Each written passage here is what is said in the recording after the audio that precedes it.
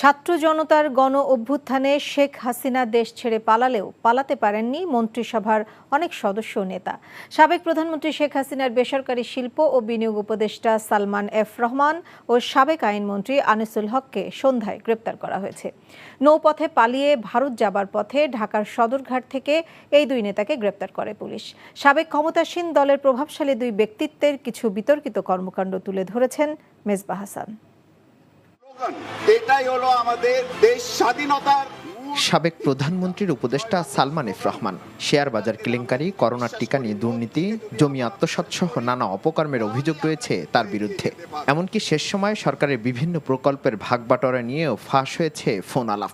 আমার তো মনে হচ্ছে যেহেতু চিটাগং ইউনিভার্সিটি এটা অ্যাসাইলাম করাইতেছে আপাকে দিয়ে, এটা বুড়া করতেছে না। এটা কিন্তু বুড়া অনেক আগে বলছে ভাই। না না, এটা আপা বলছে, অ্যাসাইলাম বলছে আপাকে। আপনি এখানে রং লিস্টিং এ চলে যান না, এখানে অন্য স্ট্র্যাটেজি নিতে হবে, তাই না? চিটাগং ইউনিভার্সিটি হলেই এটা আমি ধরে নিতেছি এটা অ্যাসাইলাম। তো তাহলে আমি একটু দেখি ফাইলটার অবস্থাটা। ফাইল এখন উনি করেন, উনি আজকে গিয়ে পিএম থেকে ফাইনাল ক্লিয়ারেন্স নিবে। হ্যাঁ, সেটা ক্লিয়ারেন্সটা তাহলে যদি পিএম বলে থাকে তাহলে ক্লিয়ারেন্সের ব্যাপারটা কি আছে? ক্লিয়ারেন্স ব্যাপার আছে, উনি আবার যেহেতু এটা অ্যাসাইলাম আমরা মেসেজ দিতেছি দ্যাট না আপনি আবার ক্লিয়ারেন্স নেন। ডিজিটাল সিকিউরিটি অ্যাক্ট বাতিল হবে না। মিসইউজ আর অ্যাবিউজের কথা।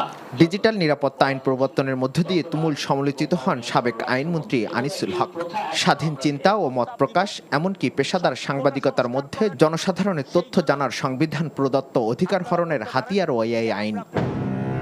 আইনটির অপব্যবহারে নিপীড়ন ও হয়রানির শিকার হন সাংবাদিক, শিক্ষক, সংস্কৃতিপ্রেমী, কার্টুনিস্ট ও সামাজিক যোগাযোগের মাধ্যমে ভিন্নমত পোষণকারী নাগরিকরাও। বাদ যায়নি অনেক সংখ্যালঘু। একের পর এক বিতর্কিত কর্মকাণ্ড করলেও তারা ছিলেন ধরাছোঁয়ার বাইরে। এমনকি কোটা সংস্কার নিয়ে আন্দোলনের নামে স্বাধীনতা বিরোধী ষড়যন্ত্র লিপ্ত বলে অভিযোগ করেছিলেন সাবেক এই আইনমন্ত্রী আনিসুল হক।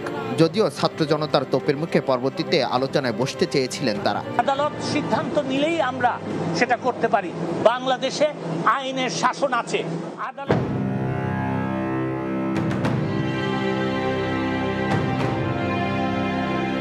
অবশেষে শিক্ষার্থীদের হত্যা মামলায় গ্রেপ্তার করা হয় তাদেরকে।